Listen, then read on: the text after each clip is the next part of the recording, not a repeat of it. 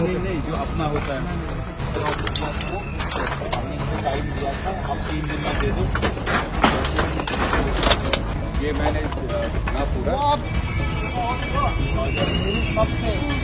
Maximum लकड़ी का काम यही रिक्वेस्ट रहेगी कि फायर एक्सटिंग्विशर लगाई जाए उधर अपने स्टाफ अपने ससेप्टेबल एरियाज का, और अगर कहीं पे हमें लगा दूसरी जगह आग जाएगी तो यहाँ तो वो रहेगा, इतना बड़ा बाजार है।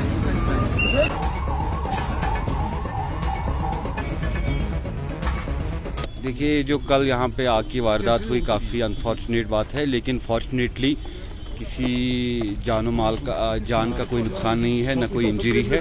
लेकिन फिर भी हमने मैजिस्ट्रियल इंक्वायरी के लिए ऑर्डर निर्देश दिया है।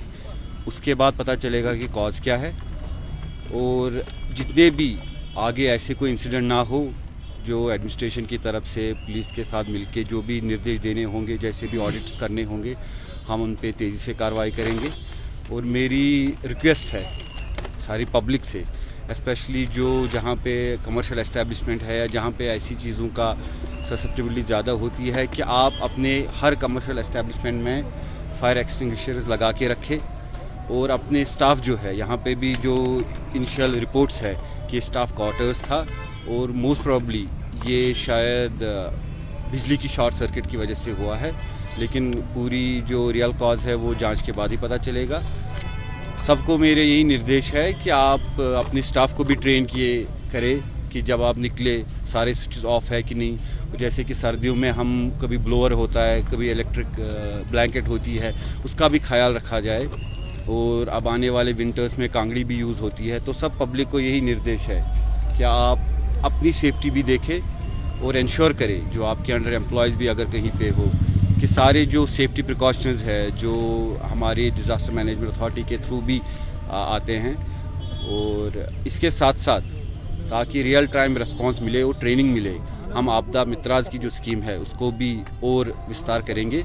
और हमारे हर कमर्शियल एस्टेब्लिशमेंट में एक ट्रेनिंग का कोर्स भी करेंगे, हम करवाएंगे उनको, ताकि आगे ऐसे इंसिडेंट्स ना हो। नहीं, वो हम देखेंगे, लेकिन जैसा हमने देखा कंट्रोल हुआ।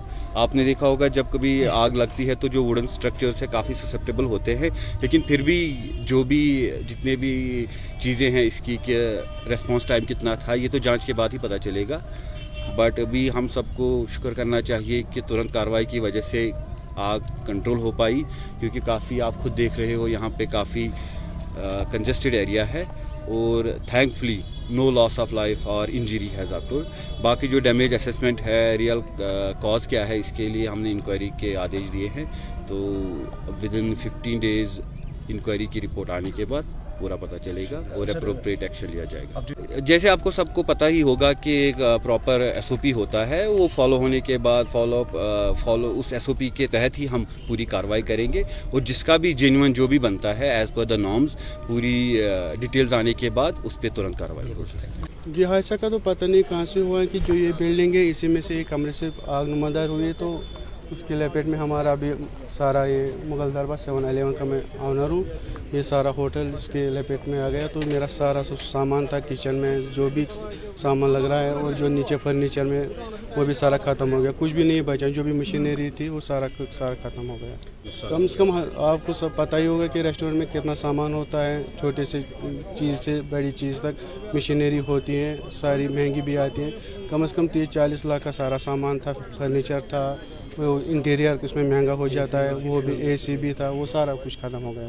इसके साथ जो बाकी दुकानदारों को उनका भी नुकसान हुआ है। जूते का गोदाम था, इसका भी नुकसान हो गया। हमारा बगल में ही मॉडर्न का, इसका भी नुकसान हुआ है।